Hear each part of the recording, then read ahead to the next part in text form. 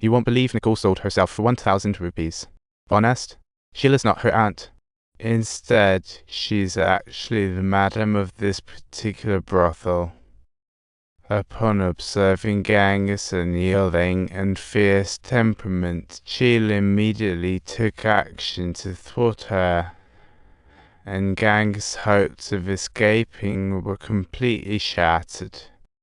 Unfortunately, in India, a woman who visited a brothel becomes the family disgrace and may face family gathering for shame upon returning. The only way to survive is to stay as a prostitute, so Gangu numbly lays out her spices and ends up getting played. This is Gangu's grand vision, bringing glory to her family. What a resilient little roach.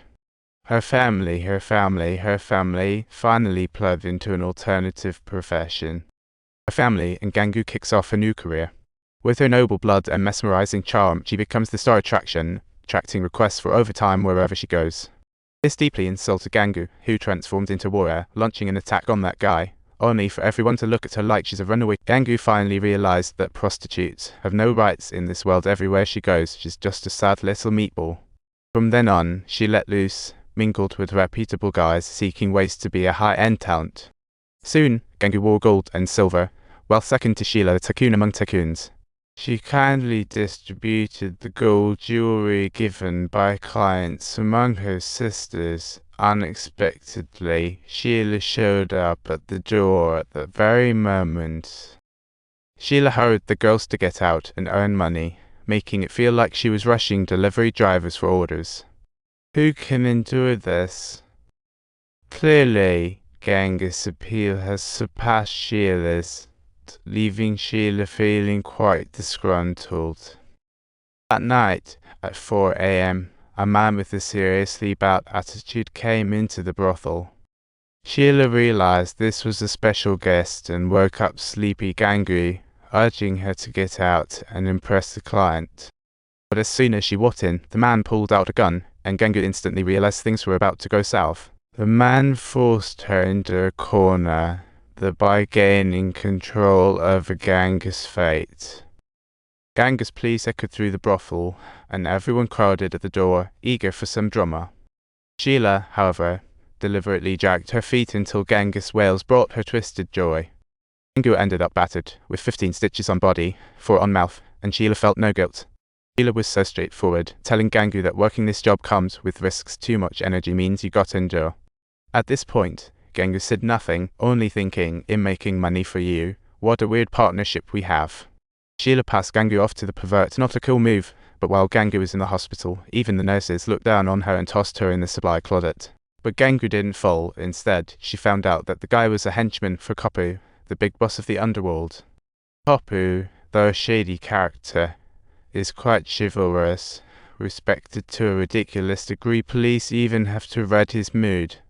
Subtitles: Gangu is waiting on the road leading to the church. Auntie, I'd like to have a talk with you, girl. Are you really asking me to bring her up and make her bed warmer? Koppu didn't even take Gangu seriously. After the press, she finally welcomed Gangu, but Gangu yanked off her coat, leaving Koppu speechless. Not because Gangu was so charming, but because of that long gash across her torso. Chilling, right? This was Kappa's first sight of such cruel scars, leading him to scrutinize the woman, the red light district's queen.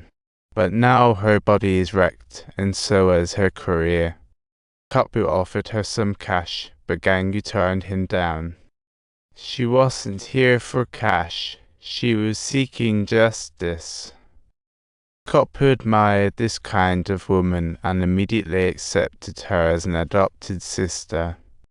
Alright, I've got her now, gotta protect her well. Koppu then sent people to start 24-hour protection for Gangu, but she kept this under wraps and didn't tell Sheila. Sheila figured Gangu was almost healed and called in that weirdo again. Gangu, I am right here watching over you. Speaking of that, let me tell you a good thing. Like dating, brothers never seem to miss out on someone who meets your desires. You have a crush on a girl? Go for a hand-holding session. The more needs you meet, the more you can zero in on your target. When dating, just hold hands, they'll pay for 4 people.